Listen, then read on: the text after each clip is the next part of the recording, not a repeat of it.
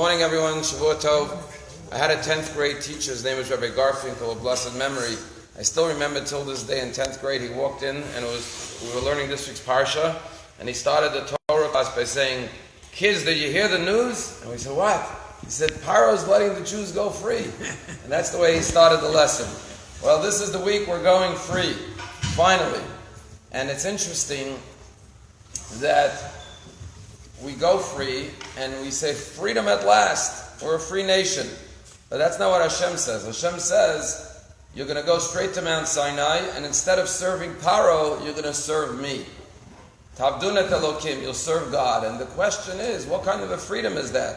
We substituted Paro, one master, for another master, God. But we're still slaves. We're still servants. We were servants to Paro, now we're servants to God. We still don't have our freedom.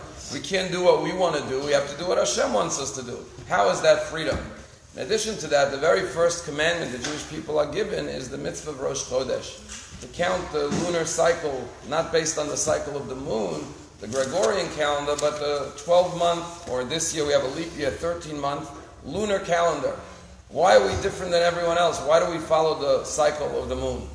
So many times you meet people who reject religion in general, or Judaism in particular, and they say, I'm a free spirit. I want to do what I want to do. I want to be free. I don't want to be confined. I don't want to be restricted by the guidelines of Judaism and the Torah. Especially in our day and age, more and more people want to have autonomy over their own lives.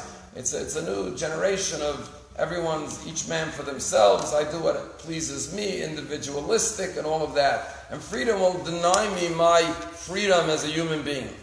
So I once heard a great quote. Someone once said that if you want to enjoy the freedom of the high seas, you have to become a slave to the compass. Imagine a person who goes out on the high seas and says, I don't want to follow the compass. I'm just going to be a free spirit. I'll go wherever my boat goes. At best, he'll go in circles. At worst, he'll end up in uncharted waters, which will put him in a danger for his very peril in life. Same thing with Judaism. The Torah is God's compass. God says, be free, enjoy this beautiful, vast universe. But you need a compass. You need to know your direction. You need to know where you're going. And I'll tell you something else. In Florida and maybe in other states, kids are going back to school today after a 3-week vacation. Any parent who has kids home for 3 weeks knows they're waiting forward for their kids to go back to school. You know why? Because kids are miserable when they're free. When kids don't have structure, all they do is go sugar. I'm bored, they're fighting, it's fun for the first day. The parents can't wait go back to school. Why? In school there's structure, you got to get up 6:30, you got to be in school at 7, there's classes, there's test. And the kids are happiest when they have structure, when they know what they're doing, they have a purpose, they come home at the end of the day, they learn something, they're fulfilled.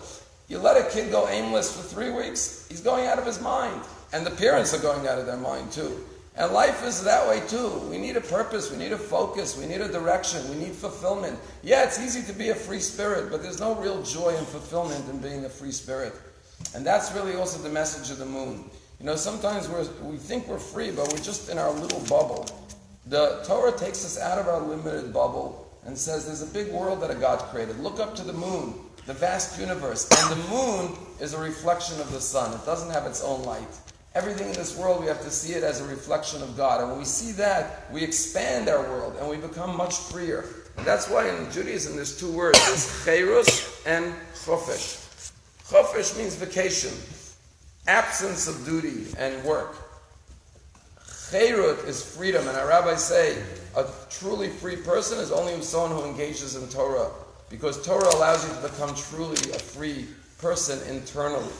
I'll just conclude with a story. Jack and Jim were going out hiking one night, and they went to sleep and on their hiking trip, and in the middle of the night, Jack wakes up Jim and says, Jim, look up, what do you see? And Jim says, wow, I see the beautiful sky at night, and the beautiful, the stars and the moon and the vast universe. And that tells me theologically that God is so great, He created an infinite universe with billions, hundreds, thousands of billions of stars and galaxies. He's going on. And he says, Jim, what do you see? He says, I see that someone stole our tent. Sometimes everything we see is in our tent. And the Torah says, go beyond your little tent, your house, your little workplace, whatever you do day in, day out.